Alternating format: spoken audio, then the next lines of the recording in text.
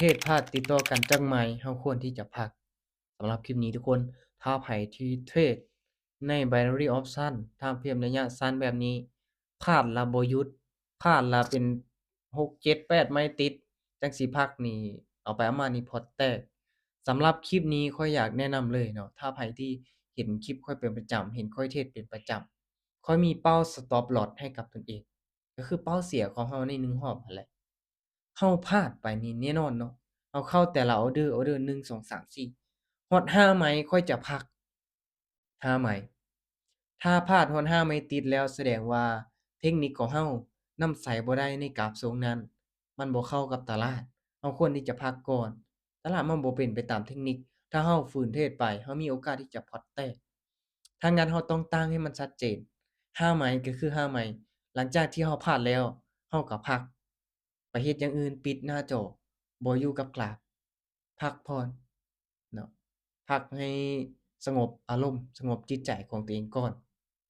หลังจากที่เราพลาดหาไม้เรากลับมาเบิ่งคืนว่าเราพลาดญ้อนหยังย้อนเทคนิคตัวใดตลาดมันเป็นแบบใด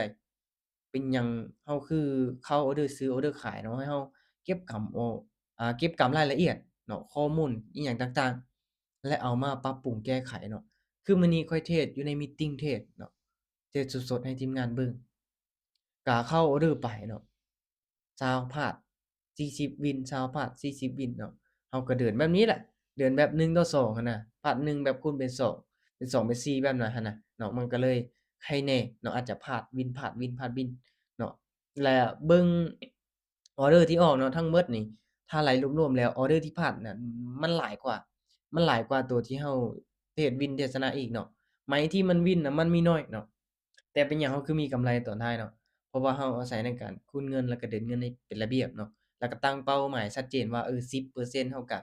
หักเนาะเก็บกำไรรอบละ10%สำหรับข้อยในปัจจุบันเนาะเพื่อเป็นการลดทอนความเสี่ยงลงมาคือที่ผ่านมาอยากได้หลายพอมื้อได้หลายก็ติดลบไปหลายได้หลายแล้วติดลบไปหลายเพราะว่ามื้อต่อไปเราจะยาวเนาะก็เลยอยากแนะนำคลิปนี้เนาะถ้าว่าไผที่เทรดพลาดขาดทุนติดลบ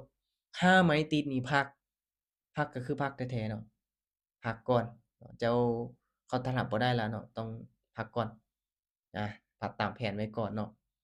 ถ้าว่าเราบ่พักนี่เอาไปเอามาพอร์ตแตกได้เนาะถ้างั้น5ไม้ติดคันมีงบ5เหรียญปลายไม้ละ1เหรียญพลาด5ไม้คือพัก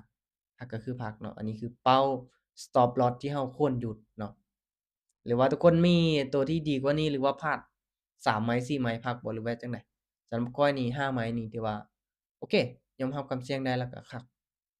มักตามนี้ก็เลยจัดเลยเนาะโอเคทุกคนเนาะก็แน่นอนแหละถ้าว่าสิเทศบวกอย่างเดียวมันก็รวยแล้วเนาะก็เทศก็มีได้มีเสียแน่หั้นแหละก็แน่นอนทุกคนเนาะว่าเรื่องการเทรดการลงทุนเนาะ